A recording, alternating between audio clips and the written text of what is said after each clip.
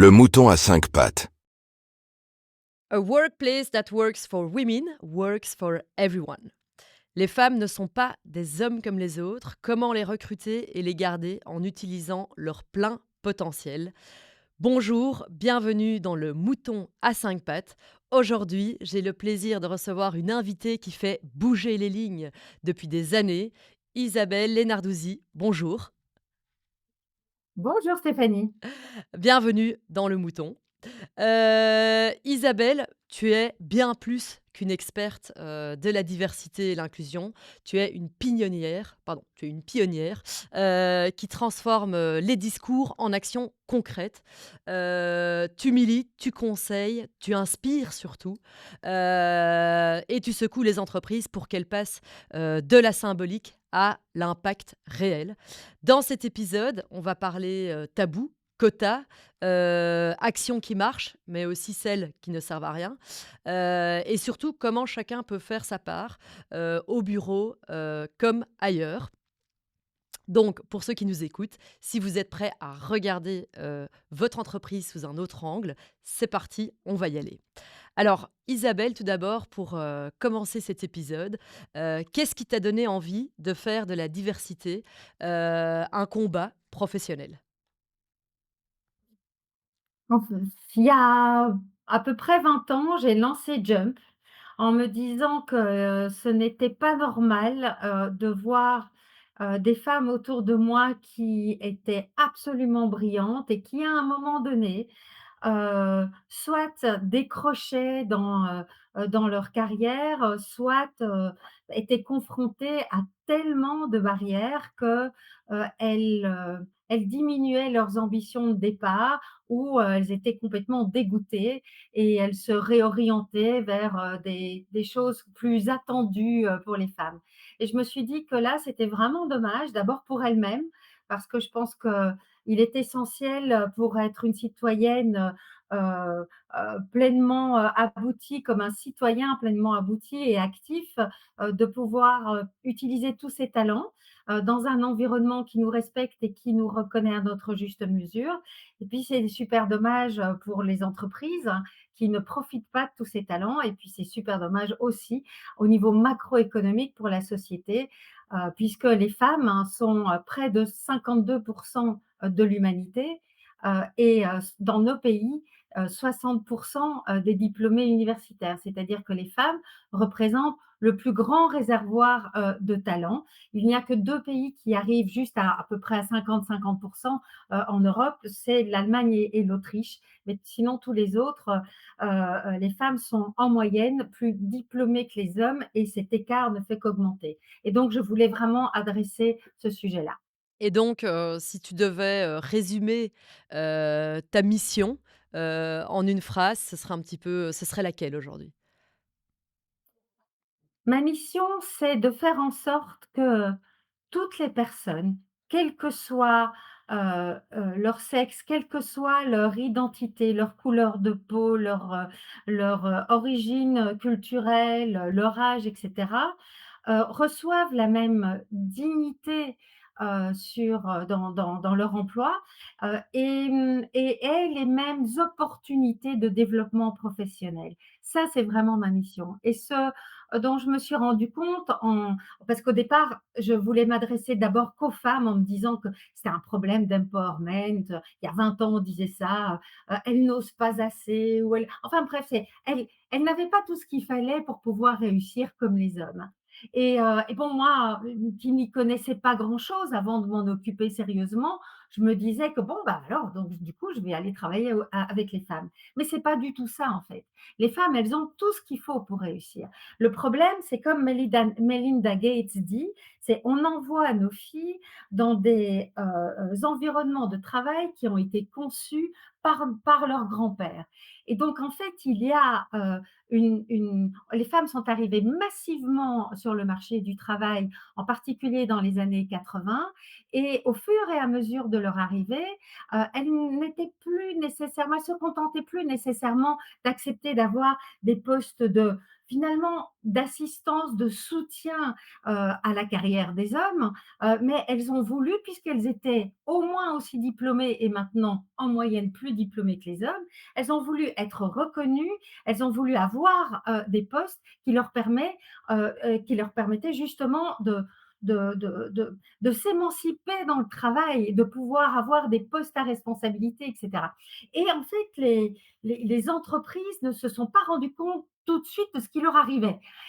Et donc c'est ça qu'on a on est c'est ça qu'on fait avec Jump, c'est vraiment, c'est accompagner les entreprises pour qu'elles se rendent compte que, l'égalité professionnelle, c'est-à-dire la mixité femmes-hommes, la diversité, c'est-à-dire la juste représentation de toutes les catégories sociales, ne va qu'avec une culture inclusive. Parce que sinon, on peut faire beaucoup de campagnes de recrutement pour aller recruter des femmes, par exemple, mais si on ne change pas, si on ne débiaise pas les processus de recrutement, si on ne débiaise pas les processus de promotion, si on ne fait pas attention aux comportements inacceptables qui ont malheureusement encore lieu dans l'entreprise, automatiquement ces femmes, soit vont avoir un niveau d'engagement inférieur puisqu'on ne les respecte pas à la même hauteur, soit ne vont pas pouvoir donner voilà, toutes leurs compétences en fait. Et donc c'est ça, on accompagne les entreprises pour faire ça. Alors là, Isabella, j'ai déjà 1 million de questions, donc il va falloir que je Je vous en prie. structure tout ça. Heu, alors aujourd'hui, parce que c'est vrai, et on va en parler pas mal pendant l'épisode, il n'y a jamais eu autant, de marketing, autour de la diversité, autour de l'inclusion, autour aussi, de la diversité des genres, des cultures. Mais alors du coup, qu'est-ce qui coince encore aujourd'hui dans les entreprises? Puisque, on a l'air d'être dans une période de conscientisation et pourtant, ça percole pas forcément, en pratique dans les lieux de travail. Il y a plein de raisons à ça. Par quoi commencer? Je pense que toutes les entreprises, ont une culture dominante qu'on appelle la norme. Elle est différente dans les start-up tech, par exemple, que dans le monde de la finance ou, dans le monde de la santé et cetera. La norme à chaque fois est différente, mais elle est quasiment toujours masculine, en tout cas dans les postes à responsabilité. Les hommes ont cette, présomption de compétence, les femmes portent cette présomption d'incompétence dès qu'elles sortent, des 4 murs de la maison et c'est pas parce que on veut les discriminer consciemment, c'est simplement parce que c'est le résultat de millénaires de sociétés patriarcales où on attendait des femmes qu'elles aient un autre rôle que les hommes. Et comme j'ai dit tout à l'heure, puisque on est massivement rentré dans les entreprises à partir des années 80, finalement, ça, les entreprises n'ont pas compris qu'en fait, travailler avec des femmes, ce n'est pas comme si on travaillait avec des hommes. Pendant des années, et moi la première, j'ai essayé d'être un mec comme les autres pour pouvoir être valorisée, à correctement, pour pouvoir être perçue comme un leader, parce que je pensais qu'il y avait une façon d'être un bon chef. Et effectivement, toute la société m'envoyait ce message-là. Donc j'ai essayé de m'adapter. Mais en fait, en essayant de m'adapter, ce dont je ne me rendais pas compte, c'est que malgré tout, on me percevait quand même d'abord comme une femme. Donc la façon, même si on fait tout comme les hommes, on va faire du self marketing, on va être super ambitieux, on va avoir de l'autorité, et cetera. Tout ce qu'on attend d'un bon chef, quand c'est porté par une femme, ça ne va pas du tout être jugé de la même façon. On va la trouver justement, intolérante, exigeante, mais Émotionnel. dans le mauvais terme. Voilà, c'est ça. Et moi, j'ai vécu ça et je me demandais, mais j'ai dit: «Mais qu'est-ce qui m'arrive en fait?» Moi, par rapport à mes parce que moi, j'ai toujours entrepris, donc au départ, j'ai entrepris avec des hommes, et je trouvais que nos équipes étaient quand même vachement plus tolérantes vis-à-vis d'eux que vis-à-vis de moi. Et donc, du coup, moi, je me disais, bon, ben, c'est qu'il me manque quelque chose, en fait. Et donc, qu'est-ce que j'ai fait comme formation pour être, pour être un meilleur chef, avec des compétences rationnelles, avec ce qu'on appelle les compétences émotionnelles, etc. Et je me mettais une pression d'enfer pour être aimée et appréciée, en fait, comme mes alliés masculins. C'est seulement à la fin des années 90 où j'ai fait une formation. Alors, sur un truc qu'il faut absolument plus dire, et si tu veux, on va en parler après, c'est le leadership féminin. Mais bon, à l'époque, on n'avait pas cette conscience-là.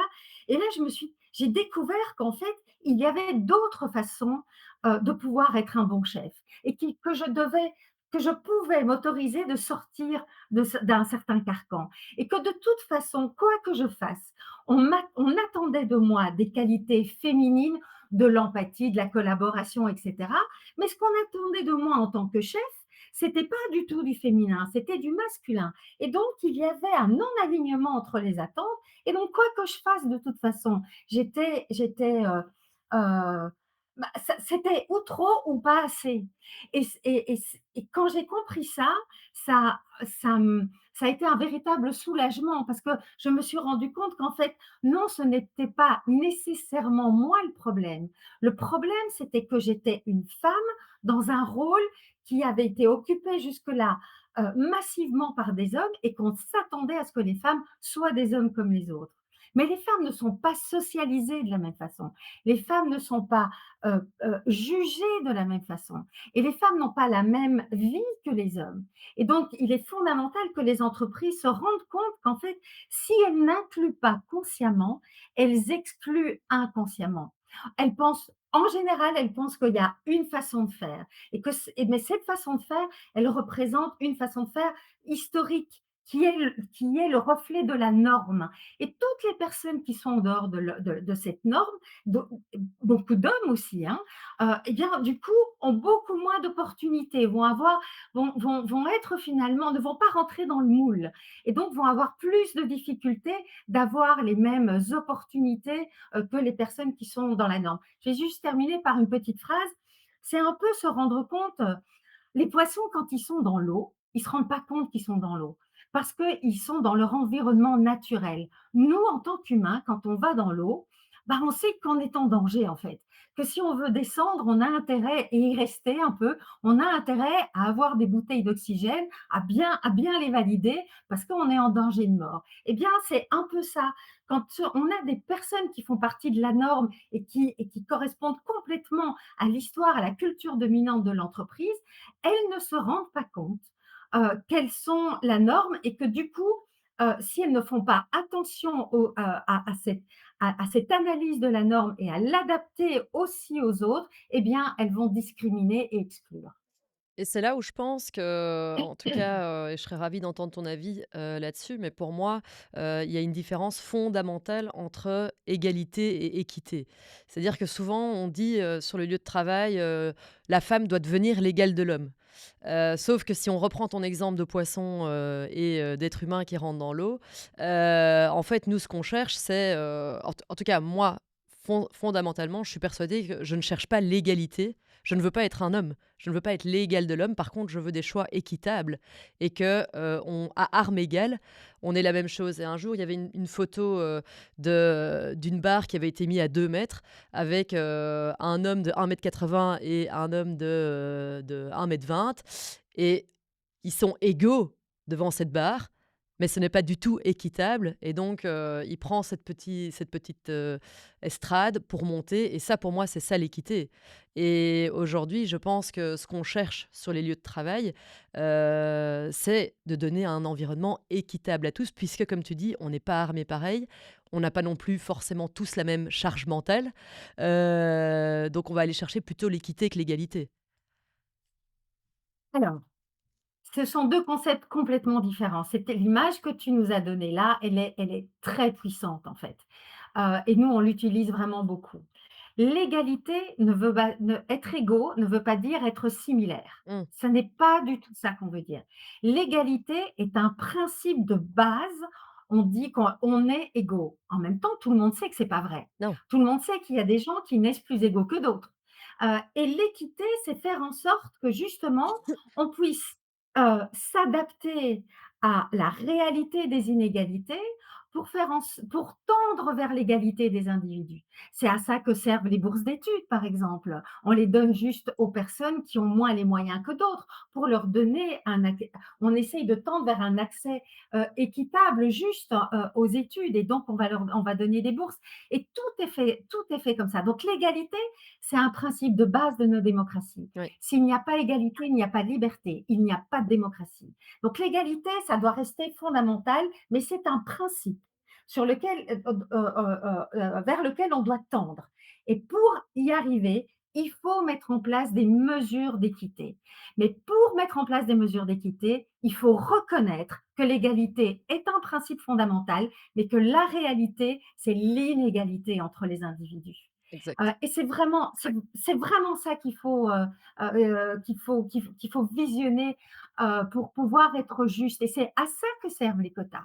C'est à ça que servent par exemple, quand on va recruter, on se dit: «Tiens, il y a un déséquilibre, on n'a pas suffisamment de personnes racisées dans notre entreprise» ou, «On n'a pas suffi on a aucune ou très ou trop peu de personnes porteuses de handicap» ou «On n'a pas assez de femmes», voire «On n'a pas assez d'hommes» dans certains métiers. Eh bien, c'est reconnaître qu'il y a factuellement un déséquilibre, c'est aussi essayer de comprendre pourquoi il y a ce déséquilibre, qu'est-ce qui fait dans ma communication, qu'est-ce qui fait dans mon recrutement, qu'est-ce qui fait dans mon processus organisationnel que, en fait, je, ne- je, je n'ai pas une juste représentation de tout le monde. Et alors, à partir de là, on va mettre en place des objectifs et avec ces objectifs, on va mettre en place des mesures pour, par exemple, aller sourcer des personnes qu'on veut attirer davantage, etc., etc. C'est vraiment toutes des mesures d'équité. Mais justement, alors là, tu attaques, un sujet, ultra sensible, les quotas. Alors donc, moi alors personnellement, de nouveau, je suis foncièrement contre les quotas, mais jusqu'à aujourd'hui, je n'ai pas trouvé d'autre solution. C'est-à-dire que, on a été maintenant encore cette semaine, j'étais chez un client, qui nous expliquait que, bah, le CEO masculin, comité de direction, 9 hommes, 1 femme, et gros problème de diversité dans toute la boîte. Et donc quand tu entends ce genre de problématique, aujourd'hui, je vois pas d'autres solutions que les quotas, même si foncièrement, je trouve que c'est pas une bonne idée. En fait, je vois pas d'autres issues. Quel est un petit peu, toi, ton avis là-dessus? Alors, personne n'aime les quotas. Non. Et en Ouais. particulier pas les personnes qui sont censées en profiter, en bénéficier, on va dire. Parce que si c'est mal mis en place, si c'est mal expliqué, ça va stigmatiser, les personnes que c'est censé, enfin oui, que c'est censé favoriser. Mais comme tu as très bien dit, les quotas sont un médicament pour une société qui est malade. À partir du moment où on veut sortir de cette histoire centenaire, millénaire de d'absence des femmes, dans les entreprises ou de, complète sous-représentation des femmes, parce que simplement il y a autant d'intelligence dans les cerveaux des femmes que dans les cerveaux des hommes et que les femmes sont en plus, comme j'ai dit tout à l'heure, 60 des diplômés universitaires. Si on veut faire en sorte de bénéficier des talents des femmes, si on ne met pas d'objectif en place, et un quota, ce n'est que ça, c'est un target, c'est un objectif qu'on va mettre. On va dire, bah, par exemple, moi je travaille, notre plus grand client, c'est Engie. En 2019, ils ont décidé que pour soutenir la transformation du business, de soutenir fondamentalement cette transition énergétique, etc., qu'ils voulaient absolument voir intégrée dans leur stratégie, eh bien, il fallait aussi transformer la culture de l'entreprise. Et ils se sont dit, qu'est-ce qu'on voit? C'est qu'en fait, ce sont surtout dans le management, ce sont essentiellement des hommes, surtout des Français, quasiment seulement des Blancs, qui sortent de quelques écoles d'ingénieurs, voilà, extrêmement renommées en France. Et donc finalement, on a une pensée autour de la table qui est très homogène. Et si on veut être les meilleurs en innovation, et si on veut changer notre façon de travailler en équipe, si on veut avoir de la performance des équipes, il faut, il faut avoir de la diversité autour de la table. Et donc, qu'est-ce qu'ils ont fait? Ils ont dit: «OK, pour 2030», donc on était en 2019, pour 2030, il faut qu'on arrive à 40 de femmes dans le management du groupe dans le monde entier. Parce que c'est ça, ce n'est alors attention, je vais revenir sur la diversité et l'égalité professionnelle parce que ça, je pense que c'est un sujet important. Mais il y a quand on parle de mixité, c'est-à-dire quand on parle d'une juste représentation des femmes dans l'entreprise, euh, c'est la seule catégorie où, de toute façon, comme on est la moitié de l'humanité, c'est tellement massif, c'est la seule catégorie qui va pouvoir vraiment faire bouger les lignes, qui va faire bouger la culture de la boîte, en fait. Et en faisant bouger la culture de la boîte, c'est la meilleure porte d'entrée pour une juste représentation de toutes les minorités. Mais c'est très important de parler de la mixité femmes-hommes, donc de cette égalité professionnelle. Parce que Stéphanie, puisque nous sommes 52% de la population, 60% des universitaires, on ne fait pas partie de la diversité. La diversité, ce sont des minorités qui méritent absolument, totalement, totalement le respect qu'il faut absolument avoir de façon justement représentée dans les entreprises. Mais on ne parle pas de la même chose. Parce que quand on parle de diversité, de quoi est-ce qu'on parle? On parle surtout de l'accès à l'entreprise, en fait, pour les personnes porteuses de handicap, pour les personnes racisées, pour les personnes, les jeunes, les plus âgés, etc. En fait, c'est comment l'entreprise peut s'ouvrir à ces personnes-là. Tandis que pour les femmes, c'est pas ça, étant donné qu'on est la majorité, c'est le partage du pouvoir, en fait. Et donc, on change le pouvoir, en fait, dans les entreprises. Mmh. Et c'est ça qui fait peur. Ben, les personnes qui sont là de façon historique aux commandes de l'entreprise, non, pour la plupart, n'ont pas envie d'être challengées dans la façon habituelle de travailler. Et les femmes sont vraiment, en fait, viennent bousculer cette façon de travailler et elles viennent changer la culture de l'entreprise. Et ça, et c'est pour ça qu'il y a énormément de résistance. Mais est-ce que tu penses pas que, alors je vais te donner un exemple concret qui m'est arrivé l'année passée et tu me diras, ce que tu aurais fait à ma place. Je reçois un appel d'une femme, qui me dit: «Écoute Steph, voilà, elle est, voilà, assez haut placée dans une boîte, en Belgique et elle me dit: «Écoute, on aimerait beaucoup que tu rejoignes notre board». Et dans la même phrase, elle me dit: «Tu comprends, on a besoin de quotas, voilà, il nous faut, 50 femmes, 50 d'hommes, donc on te demande de venir». Et je me suis retrouvée dans un dilemme parce que, en fait, d'un côté, j'ai pas envie d'être un quota foncièrement et de représenter, et qu'on me demande, non pas pour mes compétences, mais uniquement pour mon genre, de rejoindre. Parce que dans la phrase, c'était ça. Et comme tu disais au tout début de ton explication, tout dépend comment, le quota est amené et comment, c'est présenté. Et de l'autre côté, je me disais: «Mais en fait, il faut que j'accepte parce que sinon, il y aura jamais cette diversité à table». Et je me suis vraiment retrouvée dans ce dilemme. Donc qu'aurais-tu fait à ma place?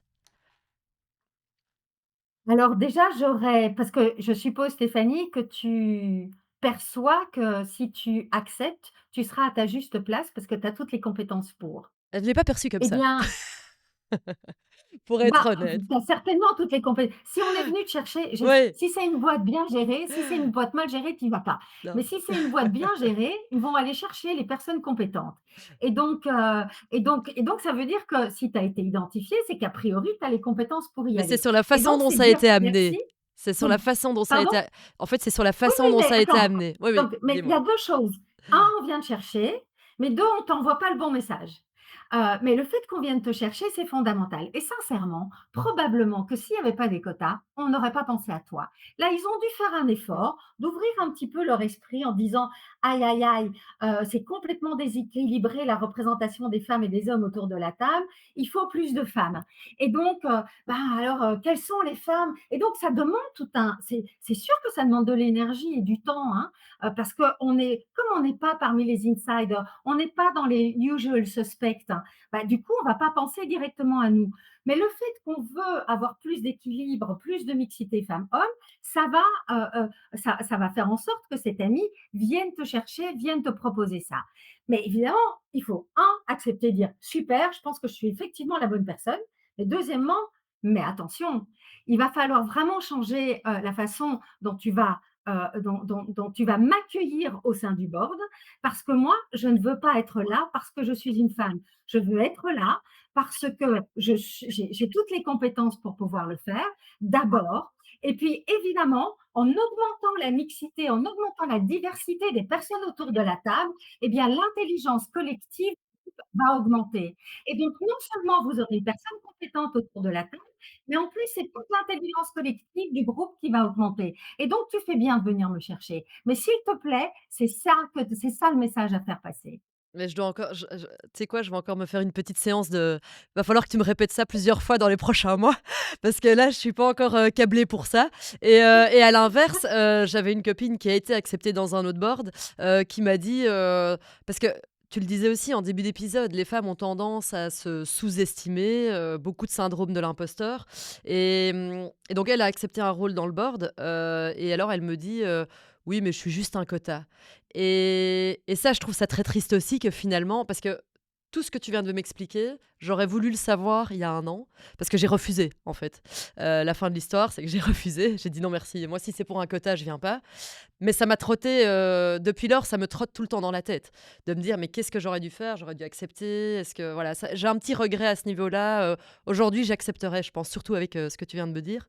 Mais on a tendance à vraiment se sous-estimer et quand on te dit clairement que c'est pour un quota, j'ai jamais pensé à l'angle de la compétence, tu vois ce que je veux dire? Et ça, c'est Mais quelque chose de enfin, compliqué aussi. c'est complètement dingue, hein. C'est que quand on parle de femmes, on doit tout le temps, ajouter, une validation des Ah oui, il compétences. faut une Mais validation. attends, si tous les hommes qui sont en place étaient compétents, ça saurait quand même, hein. Et donc mais par contre pour eux, là, il y a pas d'enjeu, on ne remet rien en question. C'est bien pour ça, je te rappelle ce que j'ai dit tout à l'heure, donc les femmes portent toujours une présomption d'incompétence. Et donc nous, en tant que femmes, il faut qu'on sache ça. Parce qu'il faut se combattre ça. Et quand tu dis que j'ai dit qu'on n'osait pas assez, etc. Non, c'est ce que je croyais moi. Mais en fait, il ne faut pas rentrer dans cette espèce de mythe, de mythologie. En fait, ça, on ne peut. Les, enfin, les femmes sont des humains comme les autres, hein, Exact. et on est conditionnés, on est socialisés, et en fait, depuis qu'on est toute petite, on n'attend pas les mêmes choses de nous qu'on attend des hommes. Nous, on va même à l'école, on va devoir être de bonnes élèves parce que si on est, turbulente, si, on ne rend pas les devoirs et cetera, on va être, sanctionnés plus durement que les garçons, parce que des garçons, on s'attend à un comportement comme ça, et des filles, on attend un comportement de première de classe. Et donc, automatiquement, on est quand même, comme on est des humains, on a envie d'être apprécié, on a envie d'être aimé. Et donc, on va adapter nos comportements à ce qu'on attend de nous. Et donc, et s'il y a une femme, et tu le sais bien comme moi, qui commence à faire, en fait, comme ce qu'on attend des hommes, c'est-à-dire qu'ils fassent un peu de self-marketing, quoi, hein, qu'ils soient un peu, voilà, qu'ils se vendent bien, etc., on va dire, mais quelle arrogance, hein. Parce on attend l'humilité d'une femme, on attend quelque part la discrétion, mais en même temps, on lui envoie l'injonction de dire, bah, si tu veux être une dirigeante, si tu veux être un bon leader, il faut avoir du charisme, il faut aimer parler devant les gens, il faut vendre tes succès, etc., etc. Et quand on le fait, on est mal jugé. Tu, alors, en fait, le problème, c'est pas nous, Stéphanie. Le problème, ce n'est pas nous. Le problème, ce sont les stéréotypes. Le problème, c'est cette hiérarchie sociale entre les femmes et les hommes. Et nous, on est le résultat, comme les hommes sont le résultat de cette hiérarchie sociale. Et il faut qu'on donne un bon coup de pied dans la fourmilière, dans ce système avec des dominants et des dominés, parce que l'idée du féminisme, c'est juste vouloir l'égalité entre les femmes et les hommes. C'est pas vouloir la domination des femmes. Après des millénaires de domination des hommes, il faut la domination des femmes. Il y a jamais eu ça.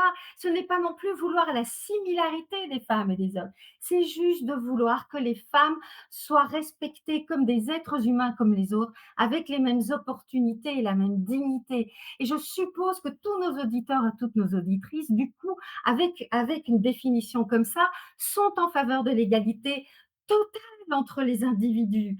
Encore une fois, ça ne veut pas dire similarité et que donc nous sommes tous des féministes, tous et toutes des féministes et qu'il faut se rendre compte de ce système profondément inégalitaire car parce que c'est le résultat d'une histoire. Si on ne se rend pas compte de ça, on va continuer à accuser les femmes de pas assez vouloir, d'avoir ce foutu syndrome de l'imposteur, de faire comme ce que tu as fait, c'est-à-dire ils viennent te chercher, ils font déjà un gros effort, hein, parce ils t'ont identifié, etc. Et tu vas refuser. Ça s'appelle, je ne sais pas si les auditeurs, ça s'appelle le opting out. Et ça décourage les entreprises parce que c'est déjà compliqué d'aller identifier des femmes puisqu'elles ne font pas partie des usual suspects.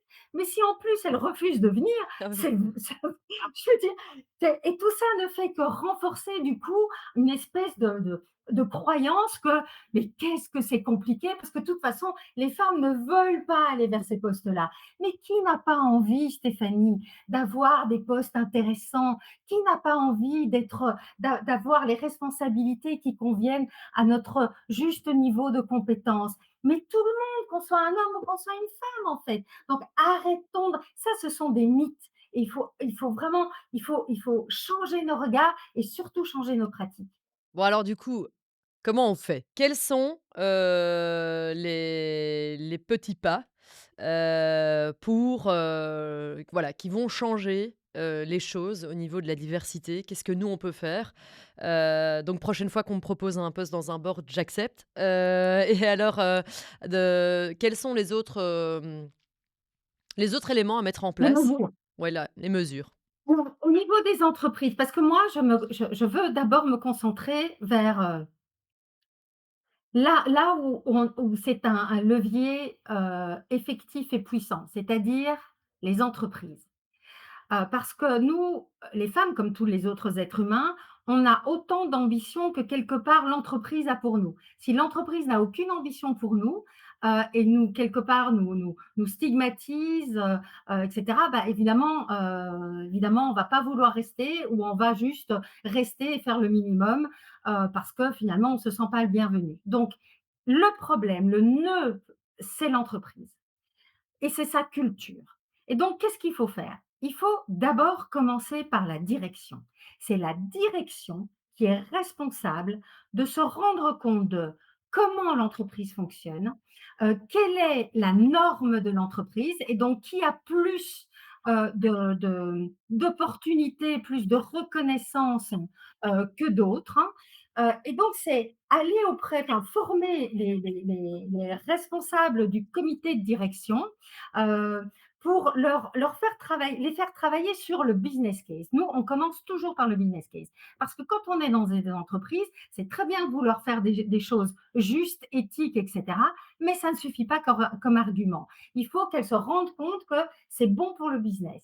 Et donc, il faut travailler ensemble sur pourquoi est-ce qu'il faut plus de mixité femmes-hommes, pourquoi est-ce qu'il faut plus de diversité et d'inclusion. Et donc, on va travailler sur le business case et encore une fois, le business case chez Engie, même Engie Allemagne, va être différent que le business case chez Engie Chili, par exemple. Donc, dans la même entreprise. Et donc, c'est avoir tous les paramètres. C'est pour recruter, avoir moins de difficultés de recrutement. C'est pour pouvoir garder les meilleurs talents. C'est pour pouvoir être plus innovant. C'est pour pouvoir refléter la réalité de la société et donc être plus responsable et avoir des innovations qui percolent véritablement auprès de notre clientèle, etc., etc. D'abord, le business case, avec aussi la maîtrise, la compréhension des enjeux, la différence, égalité, équité, inclusion, diversité, etc., etc. Il faut, souvent, on ne sait pas du tout ce que tout ça, enfin, on ne sait pas en parler parce qu'on n'a pas suffisamment ces connaissances. Et donc, il faut rendre confortable tous les membres du comité de direction d'en parler. Pour ça, il faut juste expliquer, c'est pas très compliqué. Puis le business case, et puis définir, travailler sur, OK, et notre boîte, quelle est la culture de notre boîte en fait? qui, d'après nous, représentent vraiment les insiders. Alors, par exemple, dans le milieu, dans le milieu des finances, ça va être quelqu'un qui, est plutôt un homme, qui plutôt, vient en costume ou en tout cas, en chemise, qui a fait, certaines universités, qui vient d'un certain type de milieu, qui va parler en fonction de la culture d'origine de l'entreprise, qui va maîtriser parfaitement bien l'anglais, ou il va falloir aussi le français parce que c'est par exemple chez BNP Paribas. Et donc, c'est vraiment c'est faire la liste de toutes les caractéristiques qui font partie de la norme et puis se rendre compte autour de la table du comité de direction, ok, parmi nous, on a, tout le monde n'a pas toutes les caractéristiques des insiders, mais il y en a qui en ont beaucoup plus que d'autres.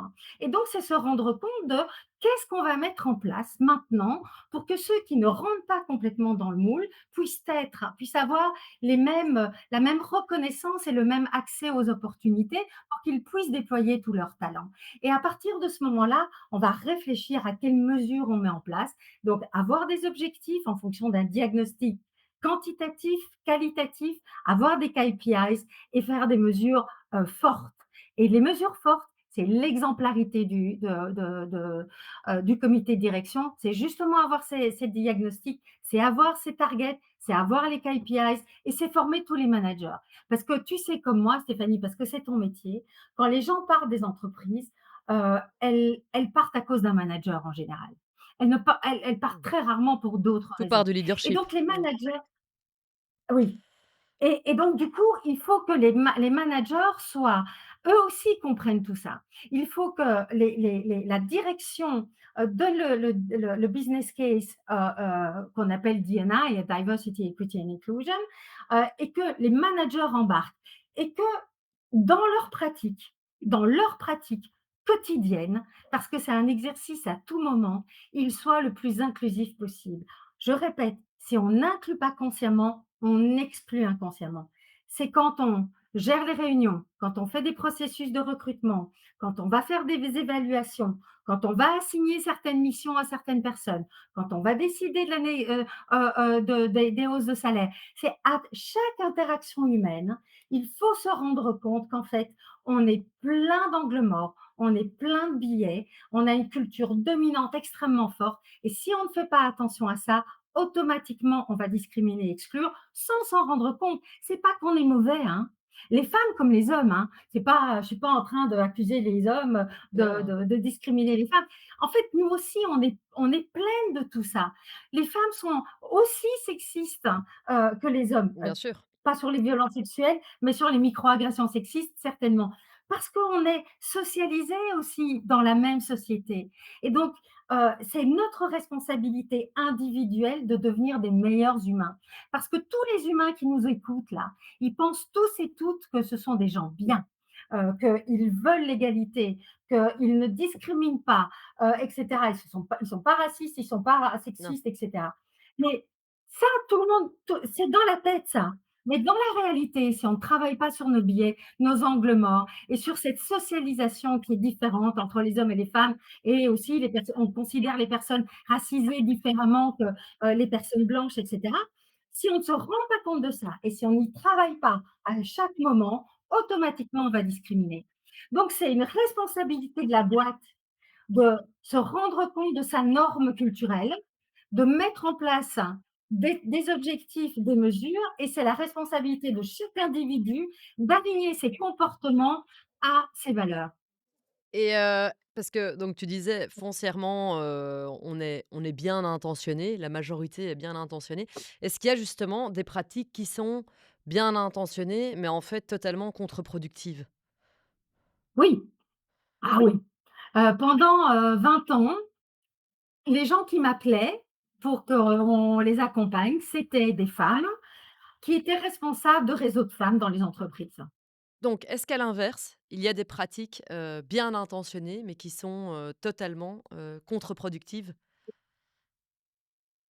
Absolument. Pendant 20 ans, presque les seules personnes qui nous appelaient pour qu'on puisse leur donner un coup de main pour arriver à plus de représentation des femmes et de la diversité, c'était des femmes qui étaient en charge d'un réseau de femmes. Et donc en fait, quand on posait les questions, on se disait je leur demandais: «OK, est-ce que vous faites ça en plus de votre job?» «Oui». Est-ce que c'est quand même reconnu dans vos évaluations?» «Non». Est-ce que vous avez un budget pour le réseau?» «Non». Est-ce que le comité de direction est embarqué? Est-ce que non. Et donc en fait, on mettait encore une fois la responsabilité d'une juste représentation des femmes sur les épaules des femmes, sans reconnaître la difficulté, sans leur donner de temps et sans leur donner d'argent.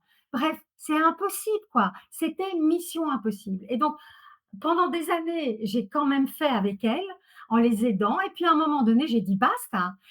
Et je leur disais, si vous êtes dans cette situation-là, c'est juste pour vous faire du mal. Parce que c'est tellement compliqué de changer la culture de l'entreprise juste par un réseau de femmes que c'est mission impossible, vous allez échouer et vous allez porter ce stigmate dans votre carrière. Donc n'y allez pas, refusez. Et bon, la plupart ne sont jamais revenues vers moi parce qu'effectivement, elles abandonnaient. Mais c'est pas pour ça que le comité de direction reprenait une autre stratégie beaucoup plus efficace. Non, c'est vraiment ça. Encore une fois, ça ne veut pas dire que les réseaux de femmes ne sont pas quelque chose d'intéressant à avoir, surtout dans des entreprises massivement masculines. Les réseaux de femmes peuvent être des safe space, là où on peut vraiment parler entre soi de ce qui finalement euh, fait de notre expérience particulière en tant que femme dans l'entreprise. Et donc, c'est très important de l'avoir. Mais ça, la responsabilité du changement de la boîte, même ne fût-ce que du changement du nombre de femmes dans l'entreprise, sans parler de la culture, ne doit pas reposer sur un réseau de femmes ou sur un réseau de mixité. C'est juste un outil supplémentaire. Ouais, et je suis assez d'accord avec toi, pour faire un parallèle avec vraiment les clubs de networking où en fait le problème c'est que tant que tu restes entre femmes, alors les de nouveau moi aussi je suis pour, je trouve ça bien, mais tu n'es pas armé, tu ne t'armes pas pour la mixité Ah et si, ah si, je suis pas d'accord avec ah bah ça. écoute, Au moi contraire, alors là c'est la la non situation mon expérience personnelle, c'est ah, que j'ai beaucoup plus appris dans des networking events, totalement mixtes, ça m'a vraiment beaucoup j'ai pu beaucoup travailler sur ma confiance en moi et sur, la façon d'approcher les choses, d'aborder, que dans les 100 féminins. mais je pense qu'on apprend des choses différentes. Oui, Je pense que tout c'est à très fait. important pour les femmes d'être en non-mixité choisie, hein, donc juste entre femmes, pour justement pouvoir parler de choses qui nous touchent, en particulier en tant que femmes, sans, avoir peur d'être jugées, sans avoir peur d'être interrompues, sans avoir peur et cetera et cetera. Et ça renforce, au contraire, je crois, de ton expérience, chez la plupart d'entre nous, ça renforce la conscience de ce qui nous lie, la conscience de notre place dans l'entreprise. On n'est pas un homme comme un autre et ça renforce notre confiance en soi. On a besoin de cette reconnaissance, de cette prise de conscience et de cette alliance, en fait, pour pouvoir être meilleur dans les groupes mixtes. Parce que c'est pas parce que c'est mixte que c'est égalitaire Ah non, et que du contraire. Et non. donc, si tu n'es pas armé d'abord entre femmes, ça va être très compliqué d'exister dans un groupe mixte parce que tu as automatiquement des interactions très différentes qui se mettent en place. Donc, pour beaucoup d'entre nous, moi en tout cas, au début de ma carrière en tant qu'entrepreneuse, j'ai participé à un club de femmes et ça a été révélateur pour moi parce que j'avais des femmes qui avaient 20 ou 30 ans en plus que moi et qui se foutaient gentiment de ma gueule parce que justement, je disais, oui, mais enfin, moi, je veux toujours tout faire comme un homme, etc., etc. Et en fait, elles étaient passées à travers tout ça. Mais calme, calme. De toute façon, tu ne seras jamais reconnue de la même façon.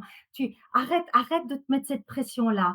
De toute façon, quand tu rentres chez toi, si tu as des enfants, tu n'auras pas la même vie qu'un homme. Et, et, et, et donc, enfin, Pour moi, ça a été fondamental en tout cas et c'est toujours à l'heure actuelle, c'est toujours extrêmement puissant en fait de se rencontrer, entre femmes. S'il y a de la bienveillance, hein, évidemment, tous les groupes de femmes ne sont pas nécessairement bienveillants. On est encore une fois, on est des humains comme les autres, hein. Mais, moi je pense que la non-mixité choisie, c'est comme on trouverait normal que des groupes de personnes, noires par exemple, se retrouvent entre elles pour pouvoir justement échanger sur quelle est leur expérience spécifique au travail, hein, avec, tous ces comportements teintés de racisme et cetera. Donc pour les noirs, ce serait normal, mais pour les femmes, ce serait pas normal. Enfin, c'est quoi ça? Nous aussi, on est un groupe qui est en train de revendiquer, la même encore une fois, le même respect et qu'on nous donne les mêmes Ouais, opportunités, mais que les hommes. le problème, c'est que, alors, des femmes qui sont CEO, de boîtes, de 500 personnes, comme moi, il y en a vraiment pas beaucoup. Donc moi, dans les networking, je me suis souvent retrouvée avec des femmes, avec lesquelles moi je ne me reconnaissais pas du tout, puisque c'était, beaucoup de coachs, beaucoup de solopreneurs, et très intéressant, mais pas du tout. Je ne savais pas du tout échanger d'un point de vue business sur, le leadership, le people management. Là où forcément dans des clubs plus mixtes avec d'autres CEO, hommes, alors je suis tombée sur, bon, c'est pas le sujet du jour, mais j'ai déjà eu des remarques, complètement lunaires, sur le fait qu'il y avait une CEO femme. Mais par contre, je pouvais échanger sur, à fonction égale. Et c'est là où moi j'ai vraiment eu du mal à trouver ma place dans les networking féminins, puisque je suis très, très rarement tombée sur des femmes, CEO, voilà, de boîtes, de moyennes boîtes, moyennes entreprises. C'est assez rare, malheureusement. Donc j'ai eu beaucoup de mal à trouver ma place dans ces networking féminins. Oui, je suis d'accord, mais donc c'est pas parce que c'était des femmes, c'est Non! ju ça aurait Ah été non, que non, des non. hommes, tu aurais eu le même problème. Exact. Donc c'est parce que justement elles ne correspondaient pas à enfin leur expérience, étant donné leur place est très différente de ton expérience. Ouais. Moi aussi j'ai ça. Et donc c'est pour ça que c'est très important de choisir correctement ses réseaux, et que si il y en a pas un, qui te convient, bah, à la limite tu le crées. Et tu fais des dîners, entre femmes qui partagent à peu près la même expérience, qui ont les mêmes enjeux et c'est magique en fait, c'est vraiment magique. C'est vrai en fait. Très bonne, excellente idée. On va arriver tout doucement vers le dernier chapitre. Est-ce que, selon toi, est-ce que tu trouves que la nouvelle génération, est beaucoup plus, inclusive? Pas du tout. Ça, c'est encore un autre mythe et en fait, ça se tend de plus en plus, Ouais, c'est absolument dramatique. Donc je suppose que tu sais, que, il y a eu beaucoup d'articles là-dessus, que les jeunes hommes votent très différemment que les jeunes ouais, femmes ouais. désormais dans toutes les sociétés industrialisées. C'est-à-dire que les jeunes femmes sont beaucoup plus conscientes que quand moi j'étais jeune, justement du fait que quand tu es femme, ton expérience est différente, que tu n'as pas les mêmes opportunités et cetera. Elles ont beaucoup plus déconstruit le système, elles reconnaissent beaucoup plus les barrières, et elles sont beaucoup plus engagées pour les foutre en l'air. Et donc ça, c'est absolument génial. Du côté des hommes, au contraire, en particulier ces toutes dernières années, avec les réseaux sociaux, et avec cette espèce de qu'on appelle de wokisme, etc., mais qui est juste une construction de l'ultra-droite pour éviter l'émancipation, de toutes les catégories sociales. Et en fait, les hommes, eux, enfin les jeunes hommes, il y en a de plus en plus qui sont raides par rapport à toutes ces questions-là, parce qu'ils se sentent challengés, ils se sentent remis en cause, et donc ils ont des injonctions terribles à cause de ce système patriarcal où il faut qu'ils soient les meilleurs.